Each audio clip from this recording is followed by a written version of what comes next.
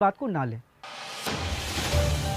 समान स्तर पर आने के बाद समान शक्लो सूरत की बारी आती है, जिसके लिए सबके बालों को उतारा जाता है और फिर शुरू हो जाता है ब्रह्मांड का सबसे कठिन, सबसे कड़ा, सबसे असंभव अभ्यास।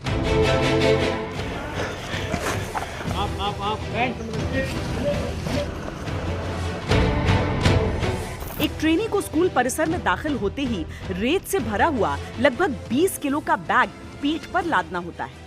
ये पूरे 35 दिनों तक उनके शरीर का विस्तार रहता है। इसके बिना उन्हें कुछ भी करने की इजाजत नहीं। असली परिस्थितियों में सैनिकों को वजन के साथ पहाड़ चढ़ना होता है, लड़ाइयां लड़नी होती हैं, हथियार और जरूरी रसद का कुल वजन लगभग इतना ही होता है, लिहाजा इसकी आदत डालना जरूरी है। दरअसल जिस तरह की ट्रेनिंग दी जा रही है वो तो सेना की बुनियादी ट्रेनिंग में शामिल है, पर यहाँ जो अलग हो रहा है वो है इंसान के शरीर की क्षमता को चुनौती देना। शुरुआती हफ्ते में बॉडी के नेचुरल साइकिल को तोड़ने के लिए इनके सोने उठने का समय बदल दिया जाता है। कुछ दिन 3-4 घंटे की नींद की इजाजत मिलती है, फिर दिन की ट्रेनिंग खत्म होने पर आधे घंटे का समय दिया जाता है, जिसमें अपने कमरे पर वापस जाकर नहा धोकर कपड़े बदलकर नाश्ता करके वापस आना होता है। ऑफिसर्स के कमरे ट्रेनिंग एरिया से 1.5 किलोमीटर की दूरी पर होते हैं, जहां तक दौड़कर पहुंचने में भी कम से कम 10 मिनट का समय लगता है। यानी 20 मिनट तो आने जाने में ही खर्च हो गए। बाकी के 10 मिनट में नहाना, यूनिफॉर्म बदलना, खाना और सोना कैसे संभव है, आप खुद सोच लीजिए। कमांडो को किसी भी वक्त और किसी भी वेदर कंडीशन में और किसी भी प्रकार की ज़मीनी हालात में जाना पड़ सकता है। इसलिए ज़रूरी है कि वो इन चीज़ों से ऊपर उठ जाए। इसीलिए ये ट्रेन किया जाता है कि किसी भी समय उसको उठकर ट्रेनिंग शुरू कर दें, चाहे वो खाना खाया है, नहीं खाया, खाने के तुरंत बाद, रात को 2 बजे, शाम को 4 बजे, दोपहर को 12 बजे, किसी भी समय ट्रेनिंग कर सकता है।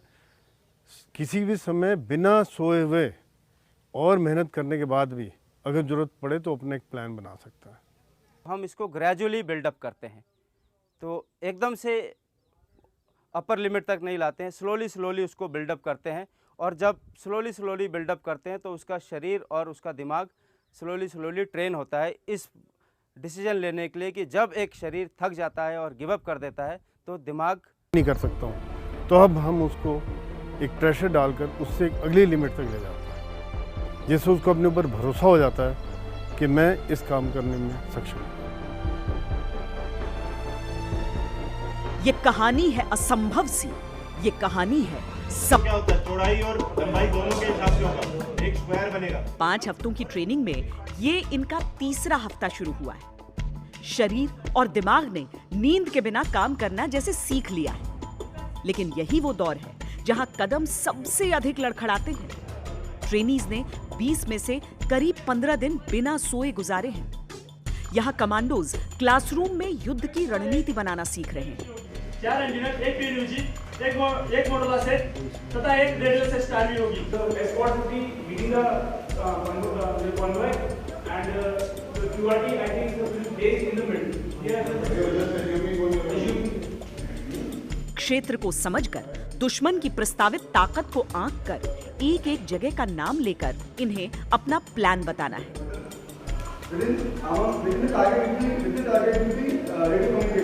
कहाँ से आएगा? From many time, from where? We shut down. Okay.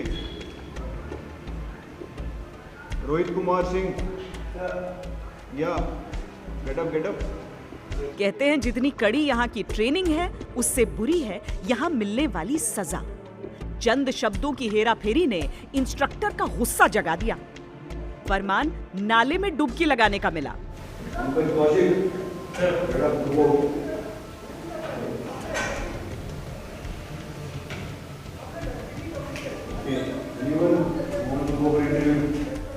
ये है वो नाला जहां बेलगाम शहर के सीवर का सारा पानी आता है।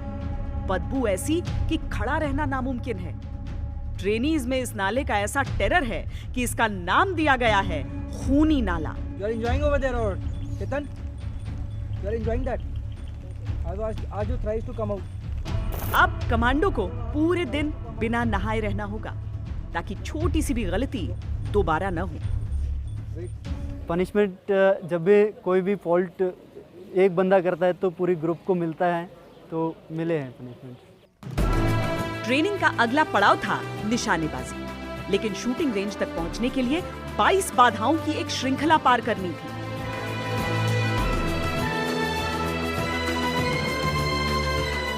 हम आपको ये भी बता दें कि ये दुनिया का सबसे कठिन ऑब्स्टिकल कोर्स है। न तो विश्व में किसी भी आर्मी ट्रेनिंग एरिया में इतनी संख्या में बाधाएं हैं, न इतने कम समय में इन्हें हासिल करने की रवायत।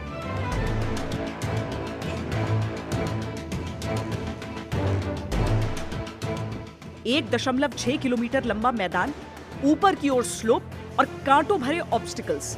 इन्हें पार करने के लिए अधिकतम समय मिलता है 17 मिनट 30 सेकंड का। अगर 20 मिनट तक का समय लगा तो पनिशमेंट, अगर उससे ऊपर का समय लगा तो पनिशमेंट तो है ही, टास्क को फिर से शुरू करना होगा।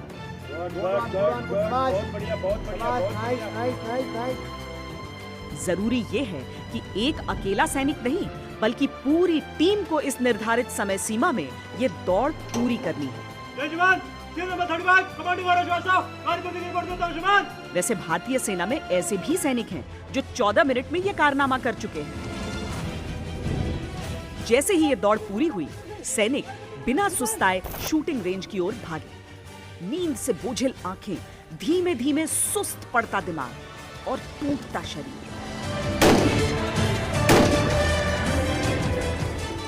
लेकिन 20 राउंड गोलियां टारगेट पर लगना जरूरी है। हर कमांड के साथ ट्रिगर दबना जरूरी है। ऑब्स्टिकल कोर्स के फौरन बाद निशाना साधने की सबसे बड़ी चुनौती ये है कि थके शरीर के कारण हाथों को स्थिर रख पाना मुश्किल होता है। चढ़ी हुई सांसें सटीक निशाने में और अड़चन डालती हैं।